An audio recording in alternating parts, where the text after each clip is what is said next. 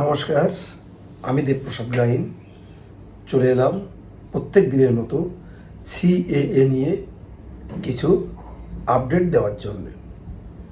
তো অনেকেই প্রশ্ন করছেন যে আমার 2 মাস হয়ে গেছে, 3 মাস হয়ে গেছে, সার্টিফিকেট আসছে না কেন? তাদেরকে বলবো, আপনাদের যাদের সার্টিফিকেট আসছে না প্রত্যেককেই আপনারা অন্তত একবার সেন্সার অফিসে খোঁজ নেওয়ার চেষ্টা করবেন। কারণ ডিএলসিগুলো থেকে অনেক সময় ফাইলগুলো সেন্সারে পাঠিয়ে দেয়, দেওয়ার পর তার ভিতরেও টুকটাক কিছু ভুল ত্রুটি থাকে। অনেকে চাপাচাপি করে যে আমারটা পাঠিয়ে দিন, অফিসাররাও চাপে পড়ে পাঠিয়ে দেয়, কিন্তু দেখা যায় যে এমন একটা ভুল আছে যে ভুলটি কারণে আপনাদের সার্টিফিকেট আসছে না। অনেকে দেখবেন জিমেলে এসে বসে আছে যে আপনার কি কারণে এই সার্টিফিকেটটা আসছে না, ডিফেন্সি এসে বসে আছে, সেটা আপনারা অন্তত কেউ চেক করছেন না। এইরকম ছোটোখাটো টুকটাক কারণে দেখবেন আপনাদের সার্টিফিকেট আসে না। আবার এমন আছে অনেকে সার্টিফিকেট এসেই বসে আছে, কিন্তু অনেকের ক্ষেত্রে দেখা যায় সার্টিফিকেট এসে বসে আছে, আপনারা কেউই সেই ডাউনলোড অপশনে গিয়ে খোঁজ নিয়ে দেখছেন না যে আপনার সার্টিফিকেট এসেছে কি না। আবার অনেকের ক্ষেত্রে এমন আছে যে আপনাদের সার্টিফিকেট যার মাধ্যমে অ্যাপ্লিকেশান করেছিলেন তার জিমেল দিয়ে, তার ফোন নাম্বার দিয়ে আপনাদের অ্যাপ্লিকেশান করে দিয়েছিল। এবার সার্টিফিকেট এলেও তাদের ফোনে এসে বসে আছে বা তাদের জিমেলে এসে বসে আছে, আপনার কিন্তু দেখার কোনো সুযোগ নেই। তো এই সমস্ত ভুলভালভাবে আপনারা অ্যাপ্লিকেশান করে হ্যারিং করেছেন, সার্টিফিকেট অন্যের ফোনে আসছে, এই কারণগুলোর জন্যে আজকে আপনারা ভুগছেন। অনেকের ক্ষেত্রে দেখা যায় বলছে আমার 6 মাস হয়ে গেছে, 7 মাস হয়ে গেছে, আমার হ্যারিং আসছে না কেন? হ্যারিং আসছে না তার একটাই কারণ। প্রথম কারণ হচ্ছে আপনারা অন্যের ফোন নাম্বার, অন্যের মেল দিয়ে আপনারা অ্যাপ্লিকেশন করেছেন, বা যার কাছে করতে গিয়েছিলেন সে এই কম্মোটি করে দিয়েছে, যে কারণে তার ডেট আসছে কি আসছে না ও আপনাদের জানাচ্ছে না। 2 বার 3 বার 4 বার ডাক এসে চলে যাচ্ছে, তারপরেও আপনাদের কোনো খোঁজ খবর আপনারা পাচ্ছেন না। এরকম ঘটনা যদি ঘটে থাকে আপনারা নতুন করে নিজেরা আবার অ্যাপ্লিকেশন করুন, এটা হচ্ছে আমার বক্তব্য। অনেকে বলছেন যে আমার হ্যারিং হয়ে যাওয়ার পর আইবি আমার বাড়িতে আসেনি, ফোন করেছিল, ডকুমেন্টসগুলো নিয়েছিল, তাহলে কি আমার বাড়িতে আসবে?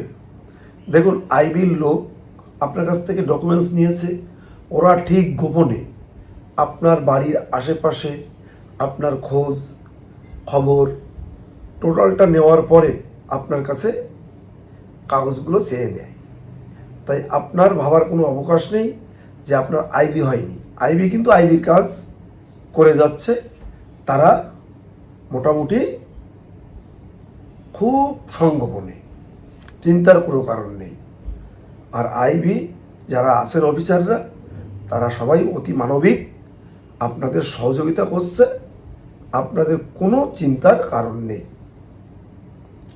অনেক ক্ষেত্রে দেখা যাচ্ছে যে আপনারা সিএতে আবেদন করার জন্যে যে সমস্ত সিএ সেন্টারে যাচ্ছেন, যাদের কাছে যাচ্ছেন, তারা এই সিএর অ্যাপ্লিকেশন সম্পর্কে কিছুই বোঝে না।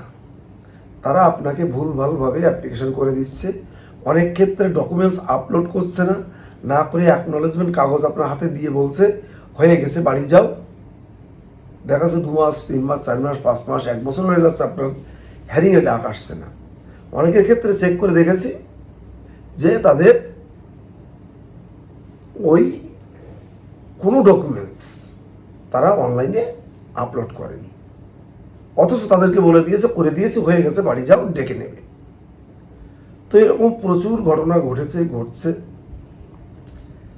যাতে করে আমাদের একটাই বক্তব্য আপনাদের বারবার বলেছি যে আপনারা যারাই সিএতে আবেদন করবেন, যে সমস্ত জায়গায় দেখবেন প্রচুর লোক করেছে এবং তারা বেশ অভিজ্ঞ, তাদের কাছে গিয়ে করবেন। অনেক সময় দেখবেন অনেক অভিজ্ঞ মানুষের কাছে গেলেও ভুল হয়, কিন্তু তারপরও সেই ভুলটা সংশোধনের জায়গা থাকে।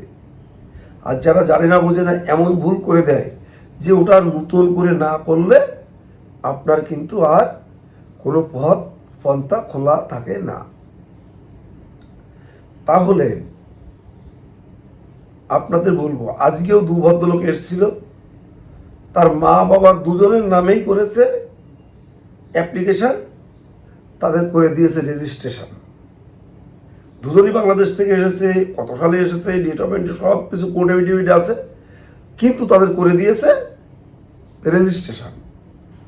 হ্যাপিনেস রেজিস্ট্রেশন করে দিল রেজিস্ট্রেশন। বললো কোথা থেকে করেছেন? বললো ঠাকুরনগর থেকে করেছি। কি বলবো বলুন? আর যে সমস্ত জায়গায় অনেকে উকিল আছেন, অনেকে জনপ্রতিনিধি আছেন, তো আপনারা করছেন সিএতে আবেদন করাচ্ছেন, হলাও করে বিশাল বড় ব্যানার ফ্লেক্স টানিয়ে মিডিয়ার সামনে গাল ফুলিয়ে মুখ ঝুলিয়ে বলছেন। তো আপনাদেরই উদ্দেশ্যে বলা আমার, আপনারা যখন এই অ্যাপ্লিকেশন করবেন নিজেরা বসে থেকে করবেন। আপনারা ওই ভাড়াটিয়া লোকজন এনে বসিয়ে করাচ্ছেন, যারা কিছুই বোঝে না, কিচ্ছু জানে না, তাদের দিয়ে করাচ্ছেন। আর করে যাওয়ার পরে ভুল ত্রুটি আপনারা বলছেন যে ও ঠিক আছে চলে যাও, কিছু হবে না, ও আমরা দেখে নেব। কিন্তু আপনারা যত বড় মাতব্বর হন আর যত বড় নেতা হন, ডিএলসিতে এসে কিন্তু মাতব্বরি করার জায়গা নেই। কারণ আপনি যে ভুলটি ওখান থেকে করে দিচ্ছেন সেটা সংশোধন করার অবস্থায় ডিএলসি থাকে না। ওই লোকটির অ্যাপ্লিকেশন হবে হবে ন্যাশনালাইজেশন, করে দিয়েছেন বাই রেজিস্ট্রেশন। স্পাউস ইন্ডিয়ান সেই ধারায় করেছেন স্বামী স্ত্রী দুজনকেই, তাহলে বিবাহিত সূত্রে নাগরিক হবে, দুজনেই বাড়ি বাংলাদেশ, অথচ দুজনেই রেজিস্ট্রেশনে আপনারা অ্যাপ্লিকেশন করেছেন।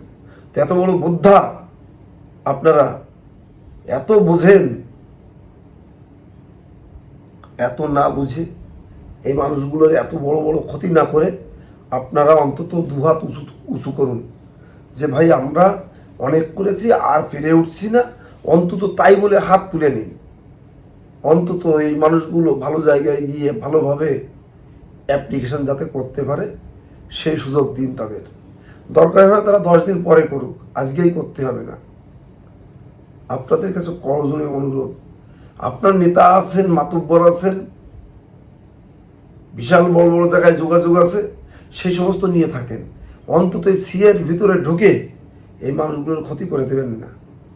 অ্যাপ্লিকেশন করার 2 মাস, 3 মাস, 4 মাস, 5 মাস, 6 মাস, 7 মাস পরে ডেট আসে, তারপরে হ্যারিং সেন্টার থেকে ফিরে গেলে সেই যন্ত্রণা, সেই কষ্ট, সেটা আমরা বুঝি, আমরা জানি। আজকে 3-4 বছর ধরে আমরা এর পিছনে লেগে আছি। মানুষগুলো কত কষ্ট করে ফিরে যায় সেটা আমরা জানি। আমাদের এই উদ্বাস্তু মানুষ, এই মানুষগুলো একবার বাংলাদেশ থেকে অনেক বড় কষ্ট সহ্য করে অনেক বড় সমস্যা উপলব্ধি করছে, আজকে এখানে এসে পরের জায়গায় পরের জমিতে ঘর বেঁধে থাকতে হচ্ছে, নিজেদের ভূমি থাকতে সে ভূমি ছেড়ে দিয়ে চলে আসতে হচ্ছে।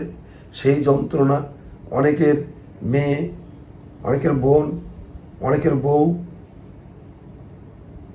অন্যের ঘরে চলে গেছে, বেধর্মীদের ঘরে জোর করে নিয়ে গেছে, অনেকের মা বোন প্রেম দর্শন হয়ে গেছে, মান সম্মান বাঁচানোর জন্য মুখ লুকিয়ে আছে এখানে। তারপরে এখানে যখন তারা নাগরিকত্ব নেওয়ার জন্য একটু উদ্বুদ্ধ হয়েছে, যাচ্ছে আপনাদের কাছে, আপনারা এমনভাবে এমন কর্মটি করে দিচ্ছেন, হ্যারিং সেন্টারে এসে তাদের কান্না করে যাওয়া ছাড়া আর কোনো পথ পন্থা খোলা থাকছে না। আপনাদের বলবো, আপনারা যদি অ্যাপ্লিকেশন করতে না জানেন, অন্তত আমাদের এখানে আসুন, আমরা আপনাদের অন্তত 1 সপ্তাহ ট্রেনিং দিয়ে দেব। ট্রেনিংটা নিয়ে যান, তাতেও আপনি আপনার এলাকায় সিএতে আবেদন করে দিতে পারবেন।